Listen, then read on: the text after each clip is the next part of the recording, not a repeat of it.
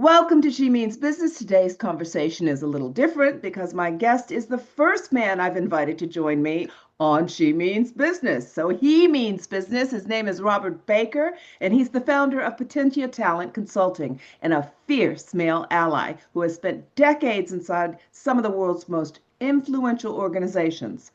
And what I'm really curious about isn't theory or slogans, but the lived moments that shape how someone chooses to use their influence.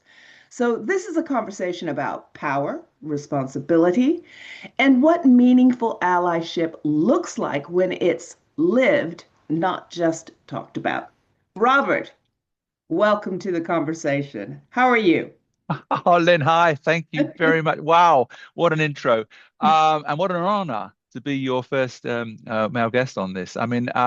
Yeah, it's a pleasure to be with you. Really looking forward to our conversation. I have no idea what we're going to talk about, but I'm sure it's going to be super interesting and fun. And yeah, so very much looking forward to it. Well, before we get talking about work, I want to understand you a little bit. So, what hmm messages did you have about women and authority, either consciously or unconsciously, when you were growing up? Wow. So my mum was, a wonderful woman. But we lived in a household where my dad definitely dominated. And so I saw the challenges for her with, what I might call a sort of relatively overbearing partner, a husband.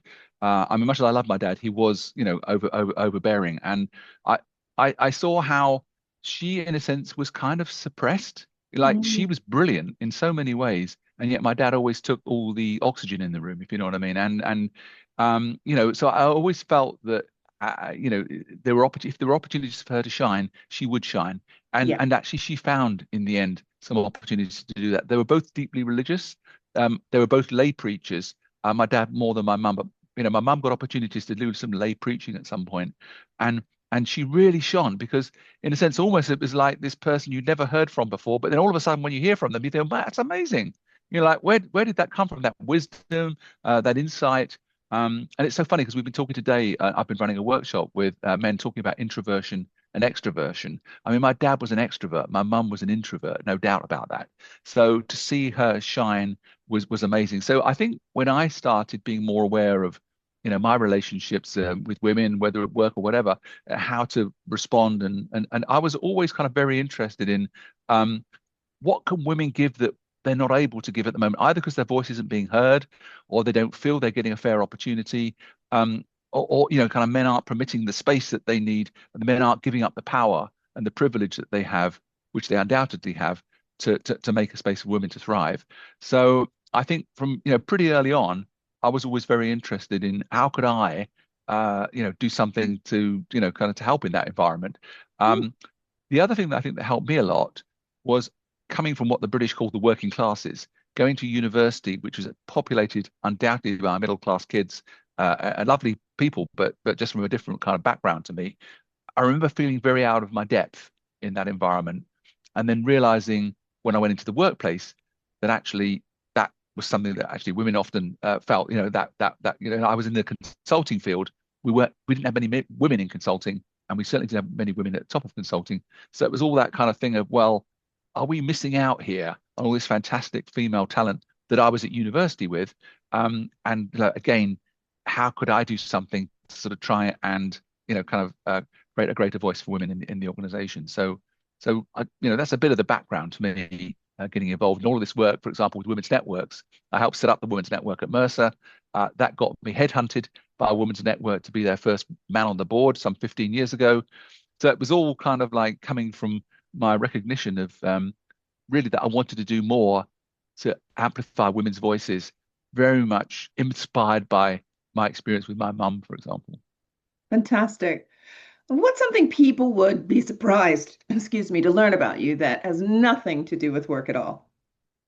Wow. Okay. Well, when I'm asked in those kind of things, to like tell somebody about things people wouldn't know, um, one of the real pleasurable things I got to do was to go to Buckingham Palace to be part of the Queen's Gallery group who met to talk about diversity and inclusion. Now, it was about work in a sense, but the thing was, it was that opportunity to go to Buckingham Palace and be behind. We went every time we met. We went down the back kind of alleys of Buckingham Palace to get to the meeting rooms, and you got to see behind the scenes and all that kind of stuff. And it was just a kind of glamorous thing to rock up at Buckingham Palace with your passport, to say, yeah, I'm here for the meeting, with about the Queen's Gallery group. So just having been in and around that environment was something which not everybody gets to do. So that was kind of fun. I guess the other thing is I play guitar probably to that kind of basic standard, but I love playing guitar and singing and inviting people to join in. So like every year we do Christmas carols with the family, everyone sings. I did a campfire concert with another guitarist in the summer, which was great fun. And I just love that freedom of picking up a guitar, being able to play, pretty much most songs and just singing and sharing with other people that and seeing them really enjoy it and get into it. So I don't know, those are just some of the things Well, I I can't believe guess. it because that's just two more things that we have in common. Oh, really? Okay. Behind the scenes at Buckingham Palace, yes, I've been a couple of times, and I think the funniest t experience actually was I wasn't there. My husband was there for his efforts in film, and he texted me right before meeting the Queen and doing the whole thing, and he said, "Oh, Liz says hi." Now that's name dropping of the highest order, isn't it? Really, it doesn't get much better than that. And when I was young, in my 20s, early 20s, I had a record deal. So Oh, I love to sing as well. So oh my one day we'll gosh, have to put ourselves together and, do a bit of singing. sounds fun. Yeah, I'm up for it. Definitely up for it. But back to work now. I just wanted to get a little bit of background, and obviously I knew you had to have a creative mind. It just makes sense that you're a creative person. But you spent decades inside of a major organizations, many major organizations. And at what point did you start seeing patterns around who advanced and who didn't? Yeah. Well, certainly when I was at Mercer, the consulting firm, the global consulting firm, which is a great company, by the way. I had such a fantastic time there. I learned so many things about how to do professional services and how to serve clients and all of that good stuff. But we had a problem that was typical of many other consultancies and professional services firms that because long hours were often put in, and because the culture had been one that had been developed by men over time, kind of it tended to be that a lot of the senior positions were held by men. So I was aware from a fairly early stage, if you like, that I was in a male-dominated environment. What was interesting, of course, in the early days, men used to boast about how much they billed their clients, how much they drank with their clients, how much golf they played with their clients. And I realized that wasn't me at all. I didn't fit into that. So one of the interesting challenges for me was how did I adjust as a little bit of an outsider in a culture that was very different to what I was completely comfortable with. And what I found was that actually that was probably a similar situation for many women as well, who probably wouldn't have felt that they wanted to boast about all those things either. And as I said, since there weren't as many women in consulting anyway, and certainly not at the top, I was definitely aware from a fairly early stage that it was that kind of male-dominated environment. So therefore, when I had an opportunity to support the women's network that was getting set up at Mercer, I'm going to ask the question, how can men support the women's network at Mercer? And I was told, well, actually, maybe we can find a way to engage men in it. And so one of the very clever things we did at an early stage, we changed the name. We called it the Vine rather than the Women's Network. And what that meant was we could have Vine meetings, we could invite men, and they weren't put off by the title. Because obviously, if you invite men to a women's network meeting, they often say, well, that's for women, right? Or even if you call it a gender balanced network meeting, Yes. men still go, gender, that's women, right? They don't realize, we don't realize that gender means men as well as women. And so being creative, going back to your point about the name, was really vital as a way of making it accessible to everybody. And so we had really good meetings, but we were talking about all the issues that women face as well as men in the workplace. How do you develop your career? How do you find a sponsor? All of those things that actually are relevant in a sense for all of us, but probably even more relevant for women because they had less of that. You know what I mean? So And I so think yeah, so that's kind of like how I started. Yeah. if you wanted to join in, I mean, we're both old enough to understand that if there was a certain period of time that if you were a woman who made your way to the top, that often meant that you had to compromise your behavior, and that you had to be one of the boys sometimes as well. or a queen bee, and that phrase goes back to the Yeah. 70s, queen bee being that person who made it to the top table and then said, I made it here, make it on your own, to the women behind. Yes. And there's, I think we, have seen recently, and certainly in the last, year or so, a resurgence of that kind of thinking from the top, that occasionally women are feeling that they do have to play a man's game more, and don't feel as comfortable asserting themselves. And if they are up there and they're looking back and saying, well, or they're seeing injustices, they're a bit less likely to speak out about it because they're worried about their position. Yeah. Well, and the environment is one I think where we definitely have gone back a bit in terms of people's freedom to push for more equality and more inclusion and more fairness in a sense. And I see that in companies that I come across basically, that there is that kind of well, we don't push so hard on these points now because we're focusing on other things. And so yeah, I think it is harder. Um, and because there is now a very great focus on kind of cost and efficiency, etc. There's a focus basically on just getting the job done, and some of the stuff that's done with a broader skill set, gets a bit neglected or a bit devalued. And I certainly see right now that it is a challenging environment. If women want to lead as women, it's harder in an environment where you're being told, look, the way to really lead in this environment is to lead like a man, so yeah, I think it's a real challenge at the moment. But what I'm hoping is, we'll come out of this and we'll find, a time in the future where we can actually move a bit more towards, a more full skill set, as it were, as a leader, where emotional intelligence is embraced and cultural intelligence is embraced to a greater extent, and we really want to support people we work with, in a way that, and we care about the people we work with. So those when I see women leaders who lead like that, I think yes, that's kind of I think what we need. And we need men leaders to lead like that too. So there's a big opportunity, I think, there, but we've got to get through this tough time at the moment where there seems to be a bit of pushback on all of that.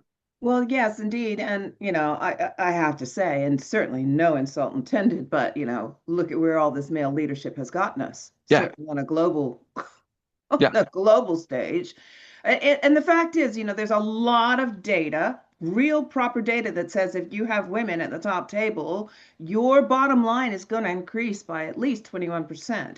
And if you have even more diversity at your top table, it's going to increase up to 31%. So the Mm. logic is not there for the discrimination, or lack of inclusivity. And I think I so appreciate what you do because I do it too.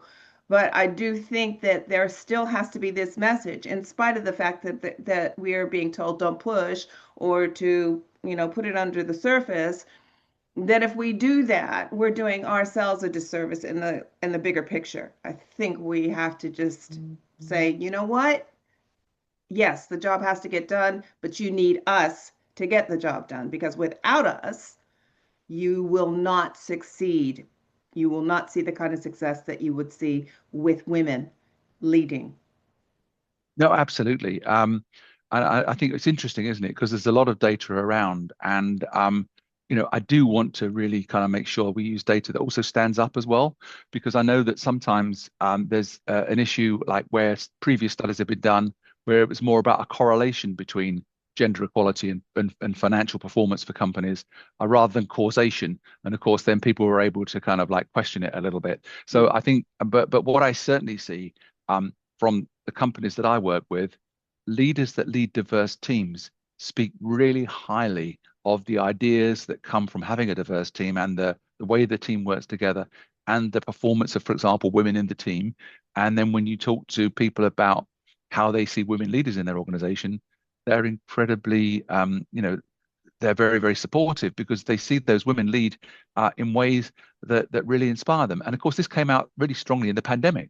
I Mm. remember talking to an HR director in a big global company who said during the pandemic, our women managers were the ones that were really checking in with people and making sure that they were okay.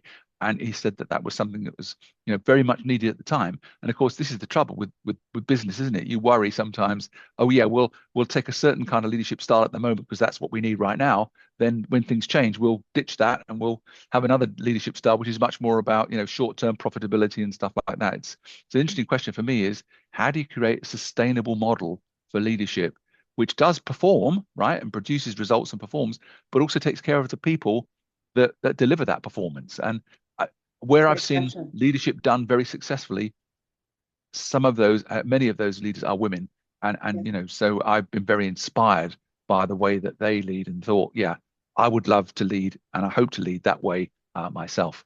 So yeah, that's been an inspiration.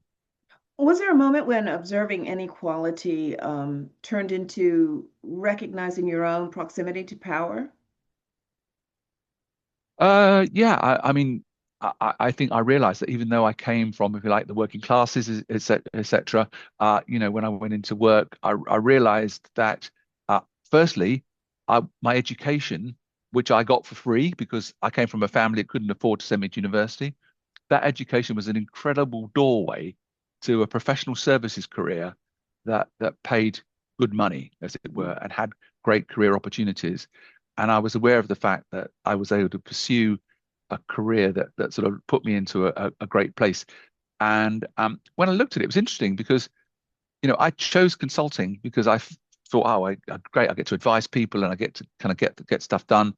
And what I didn't think about at the time was actually a lot of the women that I was at university with, for example, went into other areas where, for example, they could either have more flexibility or do more caring. So, for example, a lot of women went into social work, teaching, and other professions that were obviously very important professions. We couldn't live without them, but those are ones that society didn't somehow put the same value on from a salary point of view or a career point of view. So it's very, very interesting to me that I realized fairly early on that here I was a man in a male-dominated industry which paid pretty well, and I realized that that was a very privileged position to be in. So despite the fact I'd come from the working classes, I'd managed to get to a place where I was one of the more powerful, privileged groups, in the UK, and certainly if you looked at it, across Europe and probably globally. So, and then of course, my question came, what do I do now? I'm in that situation. And one of the things I felt very powerfully about was kind of giving back. I felt so humble in a sense that I'd reached that place. And it was interesting because also I have siblings and they're just as intelligent as me, but for various reasons, their life choices or their situation didn't put them into the kind of privileged position I ended up with. So I was also aware of that within my own family as well. Mm. Um, so I realized there was an obligation on me in a sense, but I really wanted to do it myself anyway, which was to kind of what you call give back or to support others. And actually, I got huge amounts of pleasure from doing that. So for me, it wasn't a sacrifice. I was doing it because I really felt it was good for me too. So, for example, volunteering to be involved with women's networks, volunteering, to be on various boards of charities which supported people with autism. As my son's on the autistic spectrum, for example. So, it was stuff, and I always realised that just naked pursuit of career and money wasn't going to be satisfying for me. Mm. I wanted to have a broader impact and give back on that. So yeah, so I did realize fairly early on I was in a powerful position with plenty of privilege, but then I was thinking, how do I give back on that basically? So that's what I've been doing, and like even now, having basically retired from work, running my own business, a big chunk of what I do is pro bono because I don't need to go flat out to earn every single pound or whatever. I want, for me, what's valuable is the mission that I'm on, the purpose that I have, and feeling that I'm making a difference and doing some good. So that really delivers huge satisfaction to me, and so I've been using that power and privilege that I have, but in a way, in a funny sort of way, that's even increased my life satisfaction. Do you see what I mean? Well, that's great, but actually, curious to know because allyship, sometimes has its cost. It's not a cost-free thing. Oh no. Um, what does it actually cost you? Well, that's a really interesting question. I guess what I could say is I might have gone further in my career Mm. had I not spent the time, all the hours that I put into women's networks and things like that, could I have put that into pursuing even more kind of business stuff and, spent even more hours in the office and got to somewhere even more senior kind of thing. I mean, I ended up as a senior partner at Mercer, so I did pretty well, Hmm. but maybe I could have done even better. I think also sometimes other men looked at me a bit funny, kind of like, "Wow, what are you doing involved in all this stuff?" Why do you want to be on the board of women's networks and why aren't you sort of as competitive or like so I did get sometimes men looking at me as if you were a kind of beta male rather than alpha male, etc. Now I was fine with that because to me the model of masculinity that I was following wasn't that typical alpha male masculinity anyway. But I did find sometimes that the other men would look at me a little bit kind of strangely and wonder why I wasn't more like them. So I maybe I missed out in a few areas there, but on the other hand, did I really miss out? You know, I prioritized Nah. other things. Yeah, exactly.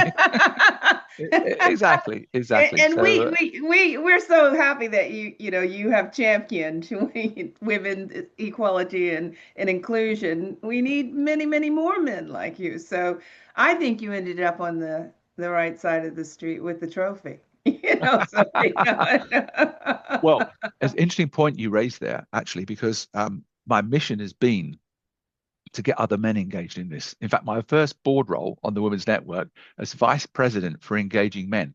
So my job was to get other men engaged. So that's kind of really what I've been doing over all this time. Like, for example, the last 3 days I've been in Berlin running workshops for male leaders on how they need to become more open to gender equality and inclusion, and getting them engaged in that whole thing. And that's really fun to do. It's really exciting when you see them have those aha moments about things they didn't realize Mm, and kind of get them fired up to want to make a difference. So that's good. So yeah, we do need more men doing this. And what I'm very, very glad about also is that compared to 15, 20 years ago when I was doing this, when I was probably one of the few men that I knew of at that time that was doing this, I'm now aware of many more men who are speaking up about this and doing things about it. So whether that's someone like Lee Chambers or Danielle Afian-Darker, who I both work with closely because I want to support the work that they're doing and I collaborate with them and with other men too. I've got a really actually pretty big network now of men that are, gender equality, what you might call them feminists. These are men that want to support women, but also they want to do something which means that men are liberated too. I mean, my favorite quote is from Gloria Steinem, who basically talks about men making great allies because by being allies, they're not only helping women, but they're also freeing themselves. And they're freeing themselves from that man box and all this yeah. stereotypes and the expectations. And we've got a mental health crisis with many men now because they're struggling with all of the expectations that society places on them. They feel they're not measuring up. And that's creating mental health issues, it's creating suicide risks, etc., and suicide issues. So we need very desperately now to be talking about, okay, yes, there's lots of privilege and power in being a man, but actually some groups and some of us are also facing challenges which we need to address as well. And this is not instead of addressing the challenges for women, this is an and situation. Yeah. We've got to carry on, obviously addressing the very serious issues that women face in the workplace and in society, but we've also got to address the things that are happening with men as well, because if we don't do that, that might also mean that that doesn't play out well for women because the men, for example, are less likely to treat women well if they're not feeling that they're heard or that they're not given an opportunity. True, true. And you know what? I'm going to go back to something you said about how these men that you've been talking to, and I've had it when I'm doing my allyship workshops as well, those aha moments. And I think that there are a lot of men in the workplace who would really like to be good male allies, but there's a certain uncertainty and fear and worry and not wanting to put a foot wrong, Yeah. and also a lack of understanding. So I find when they hear fact, when they hear data, they are much more inclined to go, "Wow, I didn't understand that. I don't like that. I'd like to help change that situation." But they also want the access. And so I've also heard that So you called your women's group the Vine instead of saying it's a women's, leadership. You made it more inclusive with the name. I think there are men out there that would like to attend those kinds of things, but feel very intimidated about approaching. So how do we increase that approachability? How do we bring, as women, bring men into our fold and want to be good allies to us? Yeah, it's a very interesting question. I certainly believe we still need safe spaces for women to, and we should say, look, if you want to have a safe space Absolutely. where it's Yeah. women only, great, go ahead and do that. But I think also what I've said is if we want to make progress on gender equality, we've got to work together with men because basically that's how we're going to achieve faster progress. Because let's No face it, question. men are 80% of leaders globally, 60% of line managers. We want Yeah. to speed up the progress. We've got to Yeah. get the men engaged. And as I said earlier, I think it's good for the men too. So we need to find ways to make this something which is more acceptable and open to men. So, like you said, some very simple things that you can do. For example, look at how you name the organization it is that you're inviting men into. So I think having a gender neutral name of some sort. But as I said earlier, even using the word gender, men think often that gender is women, right? They don't, so I think having some other name, we picked the Vine, for example, but it could be, I heard Mosaic or I've heard other names, used. But whatever it is, it's firstly, inviting them in, right? To an environment where they're going to feel comfortable. And of course, it's trying to also have topics on the agenda which they're going to be interested in too. So, because they're not going to be forced to come, right? They're going to want to come. So how do Yes. you create an environment where men want to come to an event that would otherwise be seen as a women's network? Okay. So as I say, think very carefully about how address the invite, what topics you discuss. So we found, for example, with Divine, that having topics about personal career development and how you develop your personal brand and stuff like that, these were all things that men were interested in too. So by putting them on, we satisfied women's needs and we satisfied men's needs. And we got, 40% of the audience was men, for example, which is pretty unheard of for women's networks. So what would have otherwise been called women's networks. And then, I think it when men do come along to these events, it's them feeling that they're not being under attack or blamed or whatever. And so it's creating that environment where we say, look, we understand there are challenges for men too. And it was very interesting. I ran an event with the Women's Network at Mercer. We called it Shattering Stereotypes, right? And we invited women and men to come along to the event. And we had women go off to one part of the room and talk about the issues and challenges they faced in the workplace. And we had the men go off to another part of the room and talk about with each other on the challenges they faced. And then we brought the group together and compare notes. Okay. And what was really interesting was the list of things that women said were challenges in the workplace was much longer than the list that the men had. Okay. So that was interesting. But what was also interesting was the things that the men didn't know that were on the women's list. The men were actually quite unaware of some of the barriers that women were talking about. Men, because men had never experienced it themselves. Okay. But the vice versa was true. Women were quite shocked to hear men talking about some of the barriers that they faced in the Mm. workplace. There was one guy that spoke very powerfully, for example, about having to leave his jacket on the back of his chair in the office if he wanted to leave early to go and pick up the kids from school because he didn't want people to think he was leaving early because it wasn't okay to talk about it. And now that was a few years ago, okay. And since then, we've had this whole campaign led by the brilliant Elliot Ray, Parenting Out Loud. So now there's a focus on men, working dads, basically speaking up about their parenting responsibilities and feeling that they can do that, without having to hide it in some way. But what was interesting was the women hadn't appreciated that that was a challenge for men. And one of the guys I remember saying, when he said he was going to leave early to pick up his kids, he did actually mention that to a colleague. The colleague's response was, "Why can't your wife do it?" Oh, of You know, so course. you know, so the fact that women heard that, Yeah. you Because know, we think it's always we definitely think it's always us that gets the question, where are you going? yes, Why do you have to leave early? yeah. So yeah, yeah, that's it. I'm curious to know if, when you're doing your workshops and those things that on that list of things that men don't seem to be aware of, is the menopause there? Because it has such a huge impact on women when they are really seasoned at the highest level of Mm, experience are struck with menopause. And yes. often we don't talk about it enough among ourselves, but also curious to know if men have, that you're speaking Yeah. with are discussing it. Yeah.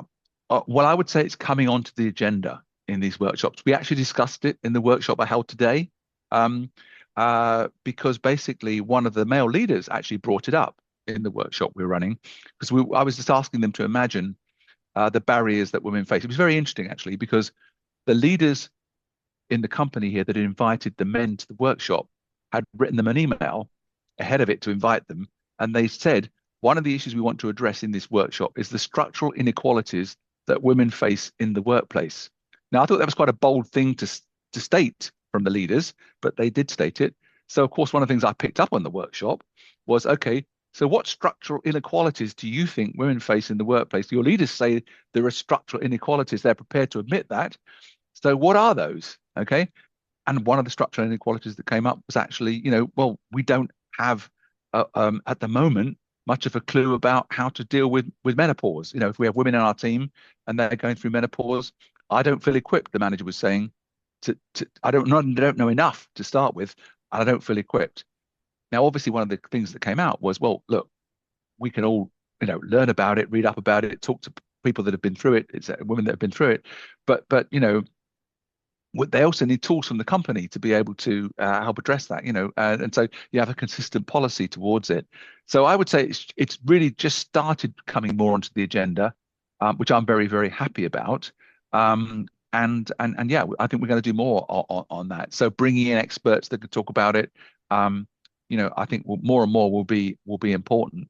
And I think there is an interest from men managers in this topic because it's going to help them manage their teams better No if they're question. aware of major issues that their people are going through. Robert, have you ever been called out by a woman? And if so, what did you do after the conversation ended? Ah, okay. So, well, one thing that really struck me was I was at a conference in Amsterdam, and there were two women talking to each other at the conference, and I just breezed up to them as a typical probably man would, and just said, "So, how are you? What did you make of the conference today?" And one of the women turned around to me, and okay, she was Dutch, so they're more direct. Basically said to me, "Look, me and this other lady having a great conversation right now. We don't really need an interruption from you. So please kind of, read our body language and go away and, come back maybe later or something." And it was like, wow, like, was I really so blind that I didn't see that they were engrossed in this conversation, which they didn't really want to be interrupted in? And did I just do that thing of assuming as a man I could just breeze up and kind of join the conversation, and they'd be welcome with open arms to invite me into the conversation. So that was a moment certainly stopped me in my tracks. And yeah, I have to be honest with you now. I'm much more aware if I'm seeing a group of people or a group of women talking, how I approach that situation of bringing myself into that group to make sure I don't do that assumption that, oh, they're going to welcome me with open arms. So yeah, it was a very interesting moment. The other thing I've got to say, I get called out regularly by my wife, right? Okay, let's be honest. Um, She's and American, isn't she? she is American, also, but also she's a fierce, woman herself. She doesn't, interestingly, she doesn't describe herself as a feminist. And I think, because sometimes I think people get very strange ideas about what feminism is and all that stuff. But basically, what she does do is, she keeps me on my straight and narrow. So, for example, if there's times when I haven't done some of the responsibilities that I, agreed to do, and I should really monitor this myself, but sometimes she might say, look, there's something you haven't done or whatever. But it's this whole thing about, yeah, if the women that are in your women's network really knew what you were like at home, this would be a story I would tell, and they'd be horrified. I mean, yeah, she pulls me up on, like, for example, if I interrupt her, because sometimes I do that, or the classic thing that men do, she'll be describing an issue and a challenge, and I'll be trying to jump in and solve it immediately. And she said, look, I wasn't talking to you to solve the problem. I was talking to you about this just for you to hear about it. You know what I mean? It's this classic women are from Venus, men are from Mars thing. We always want to dive in and solve issues. And she's very forthright. And she'll say to me, listen, just listen to what I'm saying before you start diving in with your solution. So, We and then like my that. daughter also, Yeah. Oh, We I like loved it. our Yeah. partners to listen. Yeah. Yeah. Exactly. Shut up Exactly. and listen. Sometimes it's do what you're told. Yeah. It is. And I think, this is where the humility comes in, because I think as a man, sometimes you've got to say, look, yeah, I was wrong. I was wrong in that situation where I approached those two women. I've been wrong in other situations. And, I mean, in women's networks meetings, for example, I always remember thinking I was going to breeze into my first board meeting at the Women's Network and wow them with how wonderful I was. And I'd said, oh, and by the way, here's a budget that I've put together for what I want to do. And women also look at me like, well, no one's ever asked for a budget before, and where did this come from? And what I also realized was, the way that women work is they'll socialize something first. They'll check with each other. Is this going to go down well? I just breeze up, rock up, and think, yes, whatever I say is going to go down well. And so I learned from that really how to work better with women. And I mean, I always say to men, like, one of the best things you can do for your leadership is to get involved with women's groups and women's networks, because you'll learn how to be more, to listen better and to be more empathetic and stuff like that. And so yeah, that's kind of the journey I'm still on, really, is to make sure I'm listening and being empathetic and putting myself in their shoes, which is what I invite the men in my workshops to do. So I really got to model that myself, haven't I? Yeah, absolutely. So when work gets uncomfortable, what's the one habit or ritual or practice that helps you keep grounded? Well, I meditate, and that is something that really helps me. I mean, I tend to have a little routine at the start of the day, which is, getting up, meditating, then do my stretching routine, because over the years my back's a little bit tight now.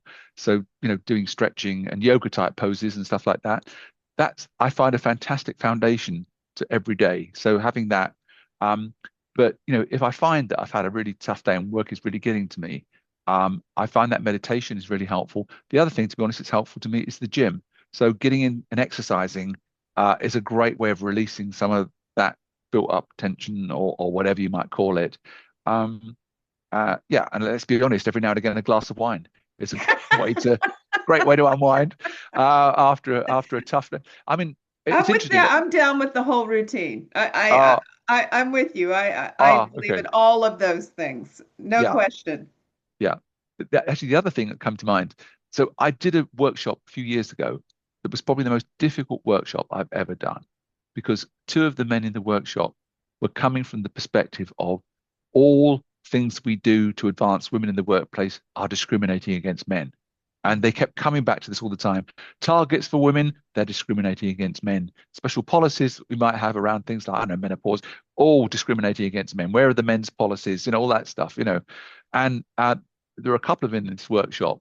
And by the end of the workshop, and I was feeling suicidal, basically, because it's like, God, we got completely blown off I mean, I let it happen, right? Okay, so I took responsibility. I let myself get blown off the agenda. So we didn't finish all the things that we meant to cover on the workshop, because I was trying to satisfy Oh, these two yeah, guys, put out answer the their fire. questions. Yeah, okay. So in the end, we entered the workshop, and I really felt like, oh God, I haven't achieved what I meant to achieve. The feedback was very mixed as a result of that, because we didn't really finish everything. And I remember going home to my wife and telling her about this.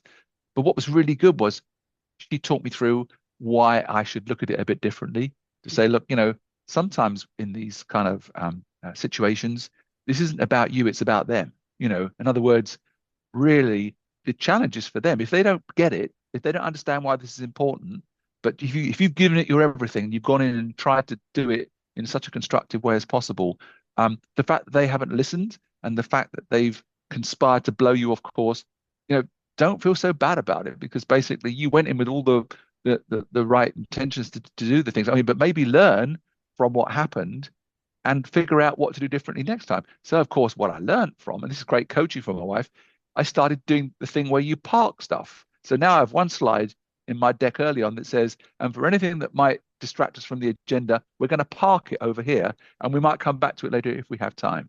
And that's been a phenomenal technique to basically avoid getting blown off course by people that, in a sense, all they really want to do is blow a hole in your workshop anyway. They do, Um, yes. so yeah, Yeah. so yeah, so me sitting down with my wife and talking through what happened and listening to her coaching advice was one of the best things that I ever did to solve a difficult situation when I was feeling so frustrated.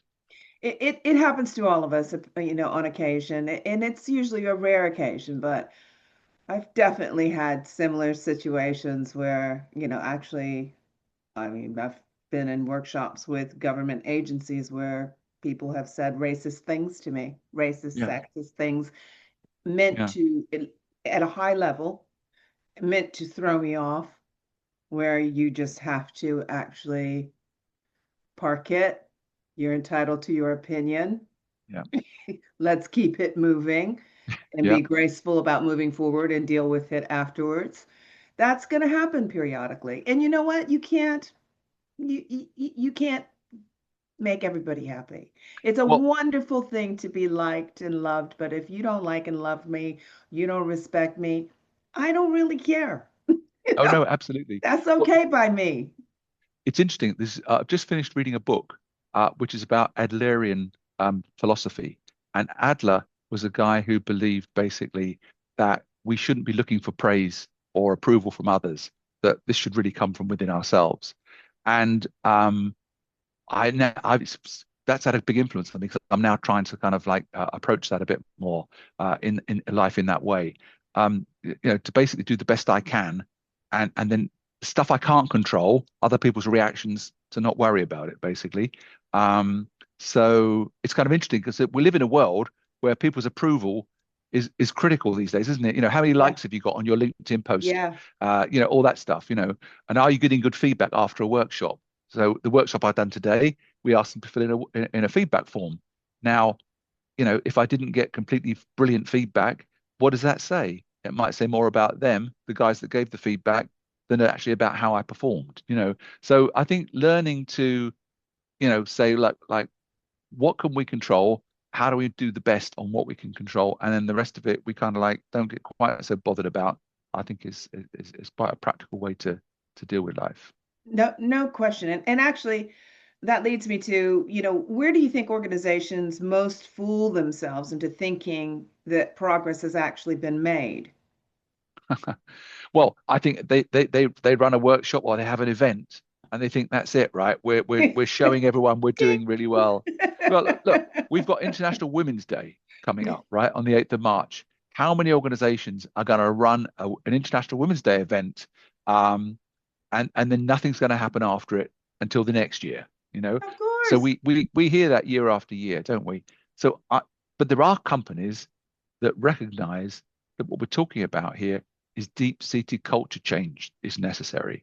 So I'm working with a brilliant client at the moment, which is in year 6 of their culture change program to get gender equality in their organization. And what they've come up with is a series of workshops for the women to help women get into leadership and to help them develop what the skills they need to be leaders, but a series of workshops for the men as well, so the men can understand how they need to support that, and also how they can be the leaders that the organization needs for the future too. And then what they do is they have a moment where they bring them together. They have a workshop where they bring them together, the women and the men, talk about what they've learned on their workshops, but more importantly, how they work together going forward, to create, a more gender harmonious environment. And for me, I think companies fool themselves into thinking, yeah, or maybe they don't fool themselves. Maybe they're just being performative anyway. They think we're just going to tick the box, frankly, you know, um, because real deep city culture change, well, takes time, it takes money, it takes a lot of continuous focus of leadership, you know. So you've got to really be convinced it's going to add something to the business. And I'm glad to see there are companies that recognize that they do that work and it does add value to the business. But I still see too many companies who try and short circuit it, or just play that performative game of let's have an event, let's have a workshop, but really they don't then follow it up with other measures that would really make that sustainable culture change. Okay. And one of the biggest things I find is senior leaders who don't really buy into it. They Yeah, kind of let maybe an event happen, but they don't show they back it, and they don't show that they're interested in continuing to work on the path. no Um, question.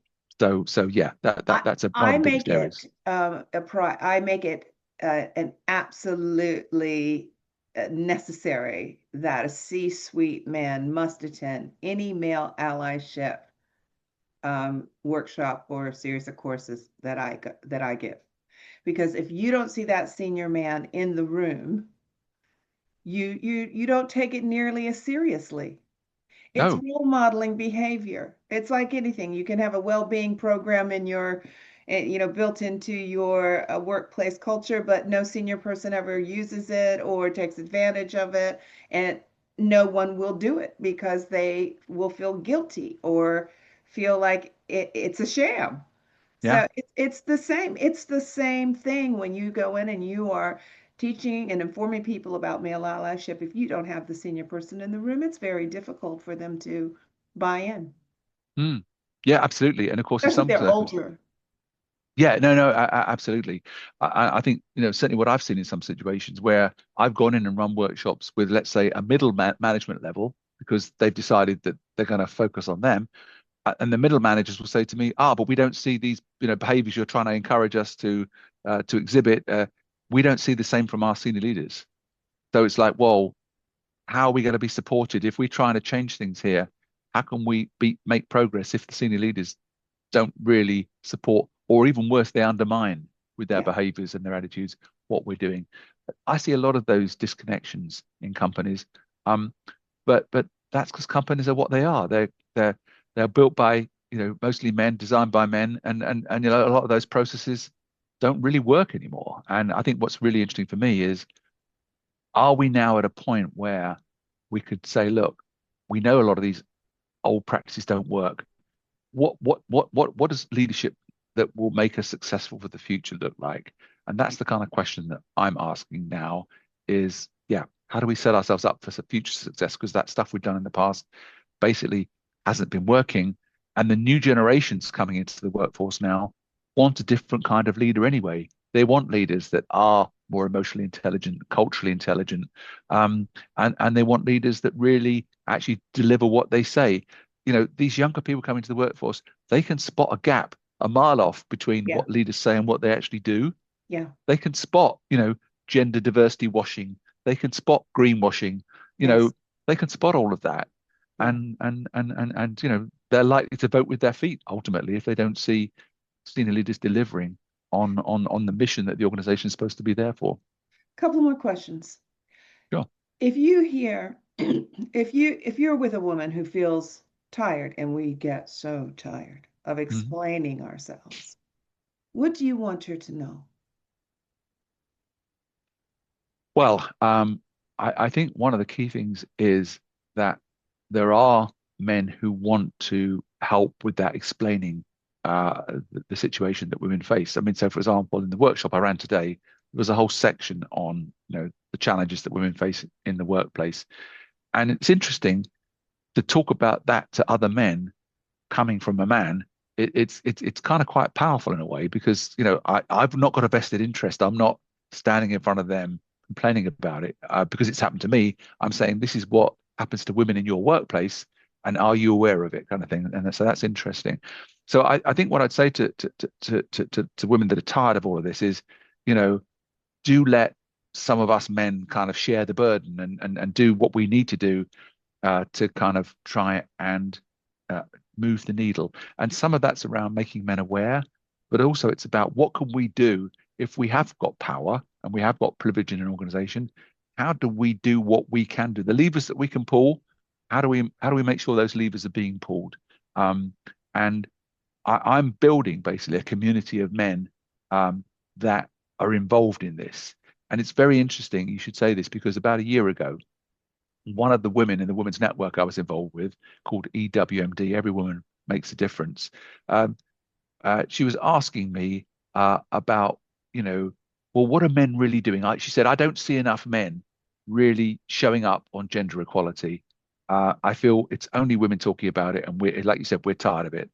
So I said, okay, fine. What I'm going to do is I'm going to share with you this list that I've been growing of the network of men that are doing this work. Mm. And I'm going to make you more, hopefully help you make you more aware of them. Maybe that might be a bit more encouraging. The other thing I'm going to do is going to carry on building that network. So in the years since then, I've got even more men now in my list, if you like, of men who are interested in this and want to support women in doing it. So I guess what I would say is, look, you know, let us carry some of this burden. Let us do some of the things that we can do to get the right messages through, to create change in the organizations we're involved with. It isn't all on your shoulders to do that. And by the way, in doing what we're doing and suggesting these changes, I think that's actually going to be good ultimately for men as well, because we're going to create a more balanced environment where men are not, because one of the things we talked about today in the workshop was the pressures that men face in a patriarchal system or in a system that's built on, kind of rampant capitalism, if you want to call it that. Actually, men these days, they want more balance, especially younger men. They want more balance. So a lot of the things that they want, and they're pushing for, are things that women want and are pushing for too.